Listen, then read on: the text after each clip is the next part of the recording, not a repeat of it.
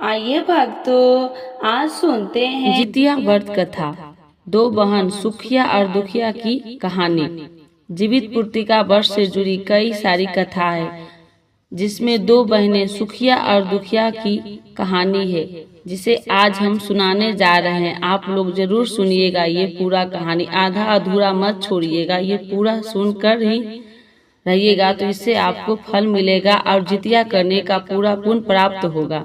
कथा अनुसार दो बहन थी, एक का नाम सुखिया और दूसरी का नाम दुखिया था। दोनों नाम की तरह ही इन दोनों का भाग्य भी ऐसा ही था।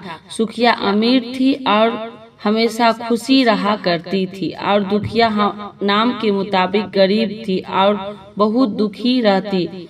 फिर दोनों बहन एक ही गांव में रहती। सुखिया के घर की दुखिया काम किया करती थी, साफ सफाई करती थी, खाना बनाया करती थी, और जो खाना बच जाया करता वही खाकर दुखियों को दे दिया करती थी। इस तरह से दुखिया का घर चलता था। समय बीतता गया। दोनों बहनों को दो पुत्र थे, यानी कि सुखिया का 2 पुत्र और दुखिया के 2 पुत्र थे। जब जितिया का व्रत आया तो हमेशा की तरह दोनों बहन जितिया व्रत रखा। दुखिया सुखिया के घर में काम किया करती थी।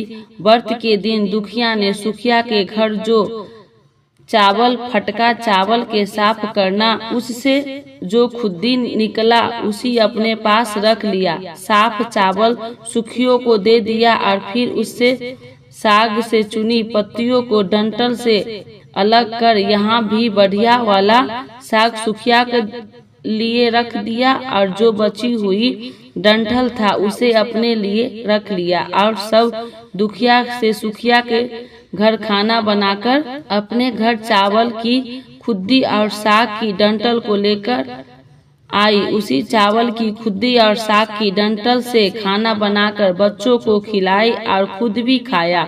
इसके बाद दुखिया सोने के लिए चली गई।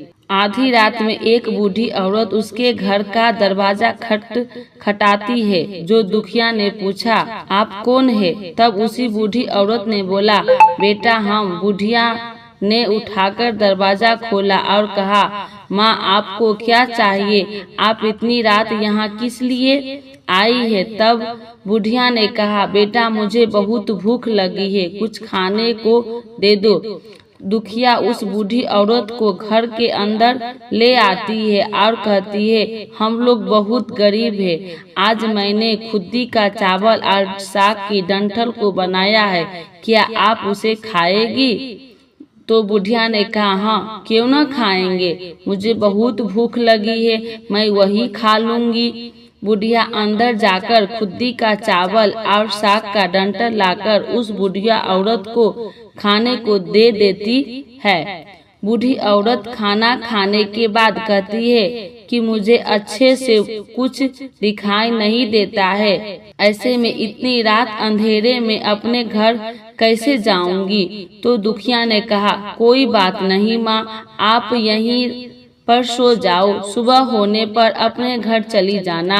तब बूढ़ी औरत रात में दुखिया के घर में सो जाती है। बूढ़ी औरत थोड़े देर के बाद उठकर बोलती है, बेटी मुझे दीर्घ शंका लगी है, कहाँ करूँ? इस पर दुखिया कहती है, मेरे घर में शौचालय नहीं है, इसीलिए आप उधर कोने में कर लो।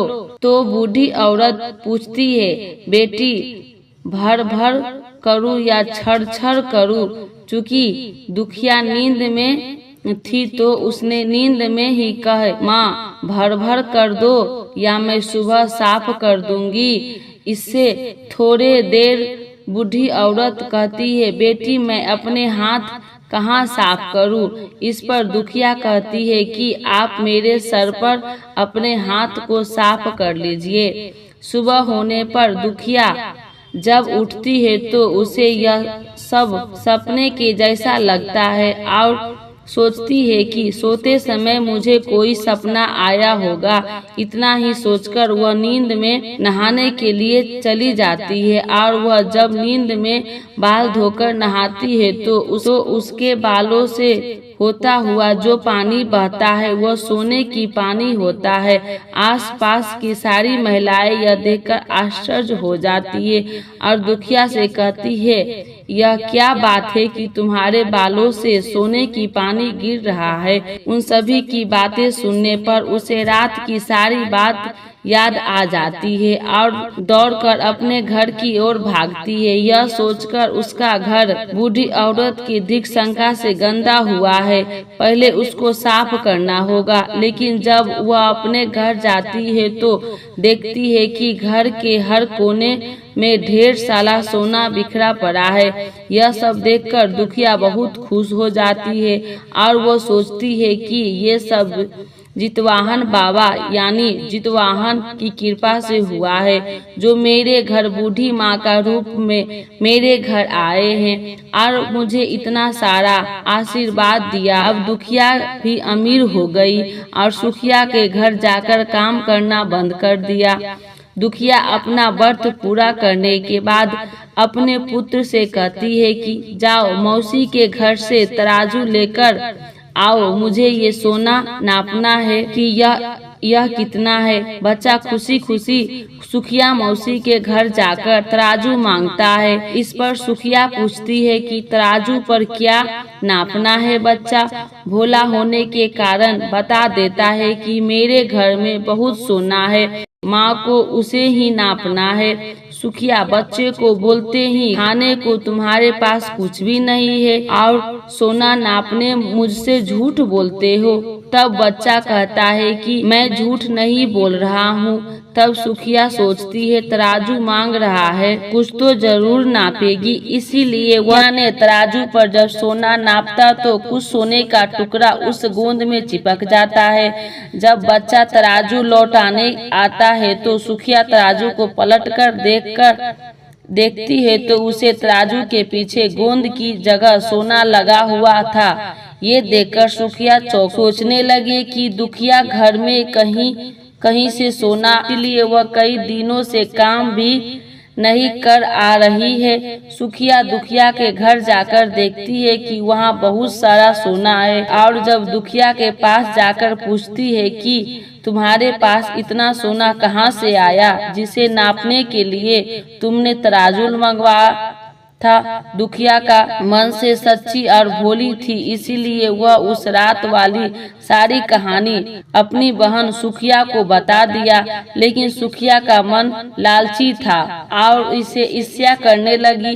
दुखिया के पास हमसे ज्यादा धन आ गया, अब तो अगले जितिया में भी खुद्दी का चावल और साग का डंठल भी बनाऊंगी। फिर अगले साल जितिया का व्रत दोनों बहन ने रखा।